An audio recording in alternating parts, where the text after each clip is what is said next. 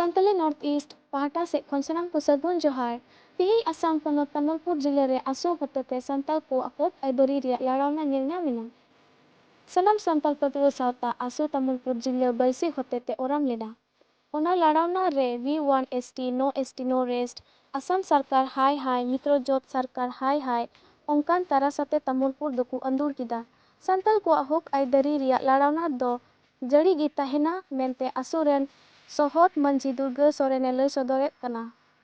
ᱚᱱᱟ ᱞᱟᱲᱟᱣᱱᱟ ᱨᱮ ᱥᱟᱶᱛᱟ ᱨᱮᱱ ᱢᱩᱞ ᱢᱟᱹᱡᱷᱤ ᱵᱤᱢᱚᱞᱠᱚᱨ ᱦᱮᱢᱵᱨᱚᱢ, ᱥᱚᱦᱚᱫ ᱢᱟᱹᱡᱷᱤ ᱫᱩᱨᱜᱟᱹ ᱥᱚᱨᱮᱱ, ᱯᱟᱨᱟᱱᱤᱠ ᱥᱩᱱᱤᱨᱟᱢ ᱦᱮᱢᱵᱨᱚᱢ, ᱥᱟᱶᱛᱟ ᱯᱟᱨᱟᱱᱤᱠ ᱞᱚᱠᱷᱤᱨᱟᱢ ᱥᱚᱨᱮᱱ ᱟᱨ ᱠᱷᱤᱞᱟᱹᱲ ᱯᱟᱨᱟᱱᱤᱠ ᱤᱥᱨᱟᱭᱮᱞ ᱦᱮᱢᱵᱨᱚᱢ ᱟᱨ ᱥᱟᱶᱛᱟ ᱨᱮᱱ ᱠᱟᱹᱢᱤᱭᱟᱹ ᱠᱚ ᱥᱮᱴᱮᱨ ᱠᱚ ᱛᱟᱦᱮᱸ ᱠᱟᱱᱟ।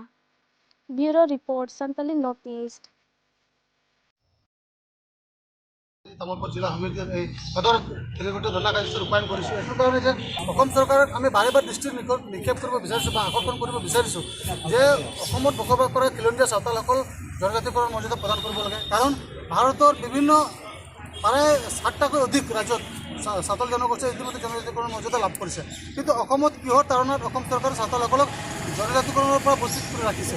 আৰু ইয়াৰ মূল কাৰণটো হ'ল যে চাওতালসকলক দমন কৰা। কাৰণ অসম চৰকাৰে চাহ জনগোষ্ঠীৰ নামাকৰণেৰে চাওতাল জনগোষ্ঠীৰ আত্মপৰিচয় ব্যাঘাত জন্মাব বিচাৰিছে আৰু চাহ জনগোষ্ঠীৰ নামাকৰণে চাওতাল জনগোষ্ঠী যে এদিন নিশেষ হ'ব তাৰ প্ৰমাণ পাইছোঁ। আৰু এই কাৰ্যক বন্ধ কৰিবৰ কাৰণে আমি অসম চৰকাৰক আহ্বান জনাইছোঁ। আৰু লগতে 2003 চনত যি ভাষা আন্দোলন ৮ম অনুসূচীত অন্তৰ্ভুক্ত হোৱাৰ পিছত যোৱা ৯ আগষ্ট তাৰিখে 2024 চনৰ ৯ আগষ্ট তাৰিখে অসম চৰকাৰে বাজেট অধিৱেশনত বা অসম বিধানসভাত পাছ কৰিছে যে চাওতালী মাধ্যমত তেওঁলোকে শিক্ষা গ্ৰহণ কৰিব পাৰিব, কিন্তু ইয়াৰ যাৱতীয় যিসমূহ সামগ্ৰী বা শিক্ষকৰ ব্যৱস্থাত সেইখিনি আজিলৈকে গ্ৰহণ কৰিব পৰা নাই অসম চৰকাৰে। আমি দুখ প্ৰকাশ কৰিছোঁ আৰু অসম চৰকাৰক উকলাই দিব বিচাৰিছোঁ।